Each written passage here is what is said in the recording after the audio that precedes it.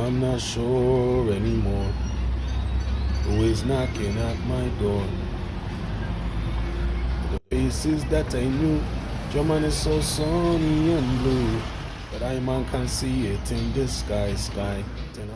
So the British Boxing Board of Control have just released their latest circular, and as you can see, they have ordered Fabio Wardley, the British heavyweight champion, to face David Adeleye. It says here the stewards decided to put out the above contest to purse bids to be submitted in accordance with the terms and conditions to the board's head office by 12 noon on Wednesday, the 9th of August 2023. The contest to take place by the end of December 2023. Hopefully, it happens sooner rather than later.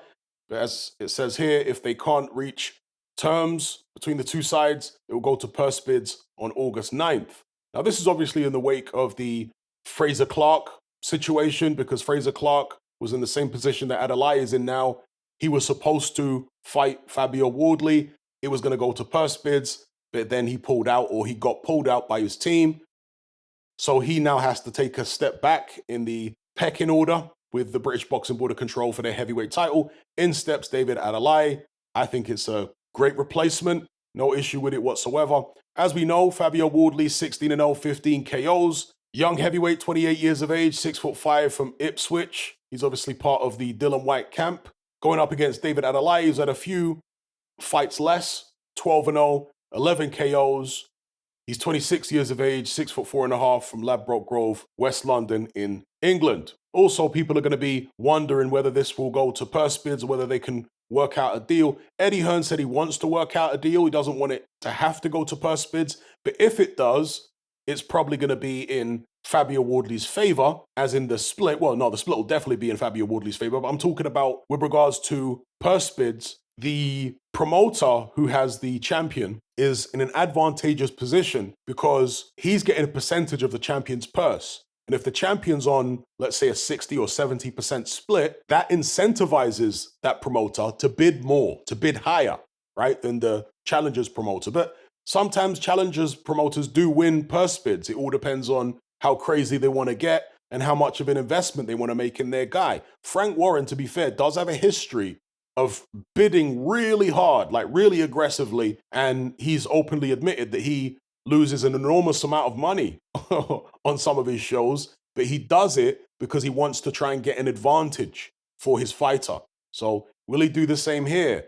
And if the fight takes place, and I think it probably will, how do you guys see it going? Fabio Wardley, according to what Eddie Hearn said in a recent interview, is going to fight before then, but again, this has got to happen before December at the end of this year. So assuming Wardley gets past that, how do you see a fight between him and David Adeleye going? How do you see the styles matching up?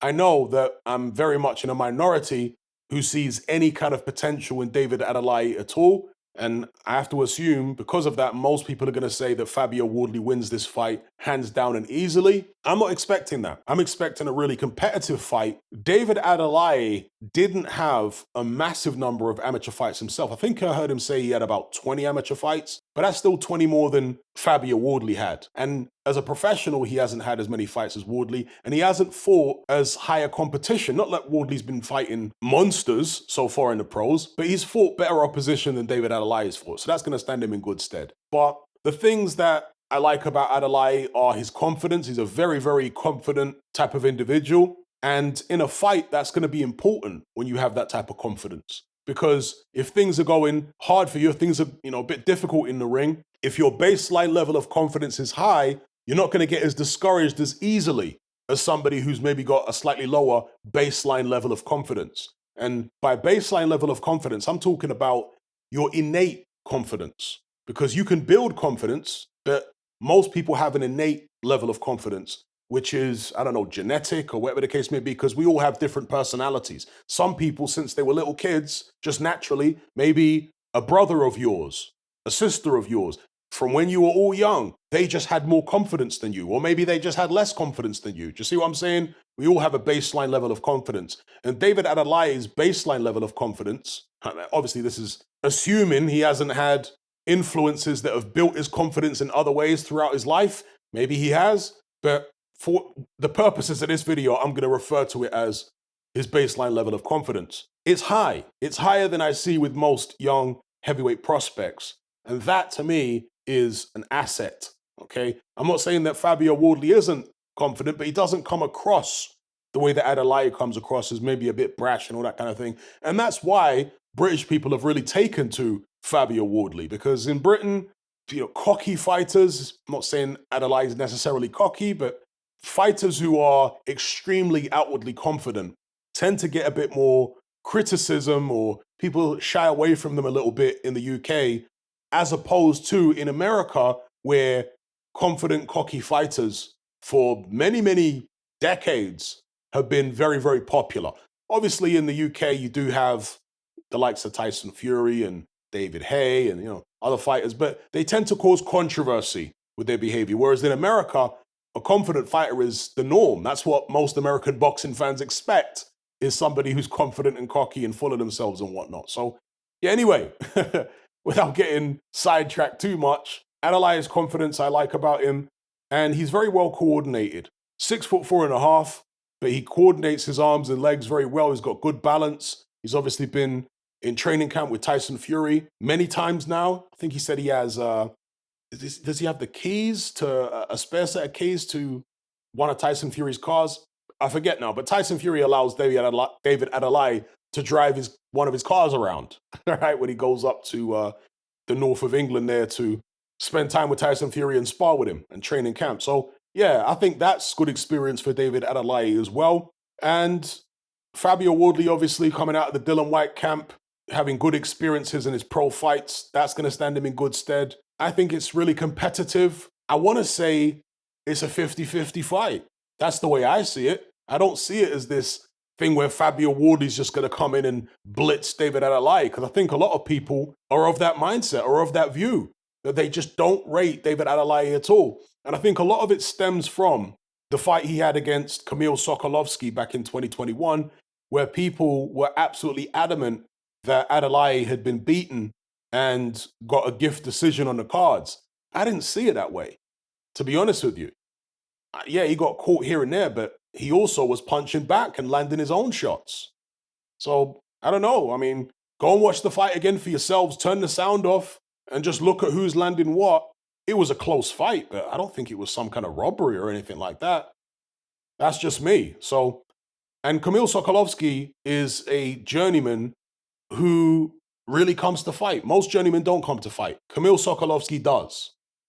So when you got a tough journeyman like that who's got a lot of experience and you're putting him in a 6-rounder against the young prospect who's, maybe a little wet behind the ears, it can be competitive, right? But I'm not going to write David Adeleye off just because he had a competitive fight with Kamil Sokolovsky.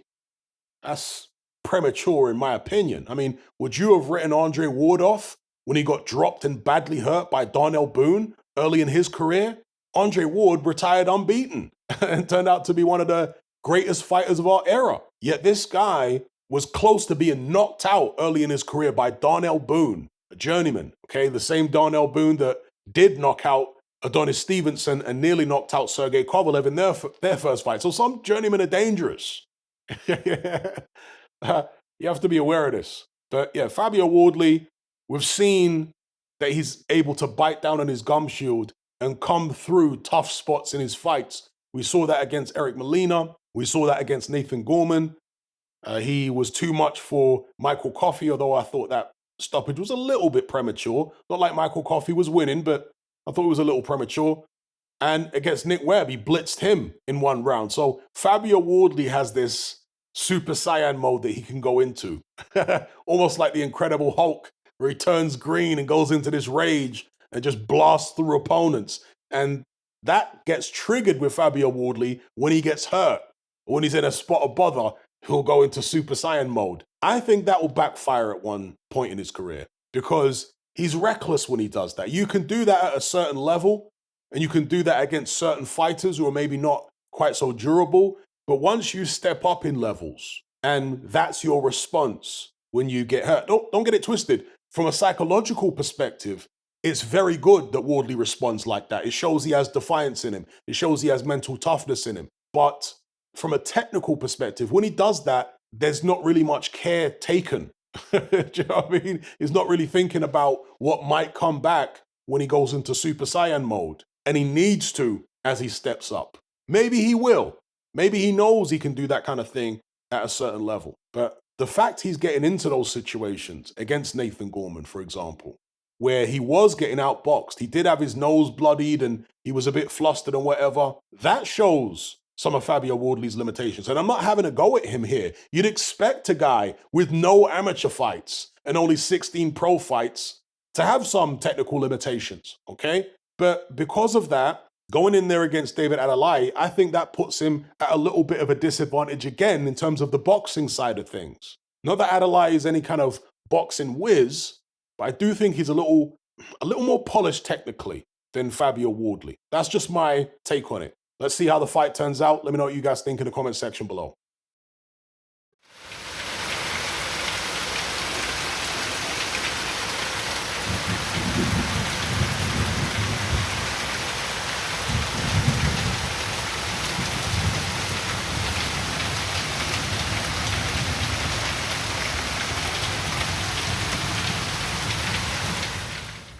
It's like a jungle sometimes. It makes me wonder how we'll keep from going under.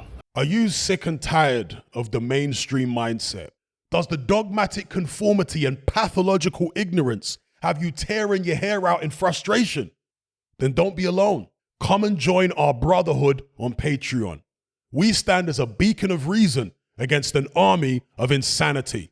You'll gain access to my weekly topical podcast where we take more deep dives than Jacques Cousteau on an endless variety of subjects. There's also videos, interviews, live Q&As, as well as a vast back catalogue of previous episodes, including my popular Confessions of a Nightclub Bouncer series. You can listen via the Patreon app or download in high-quality MP3. Connect with myself and hundreds of other members in our Element chat group. There's no contract, no commitment, you can cancel at any time, and it's cheaper than a Mickey D's McMuffin. Just head to my Patreon page via the link below this video and select the tier called the Brotherhood of Reason. I'll see you over there.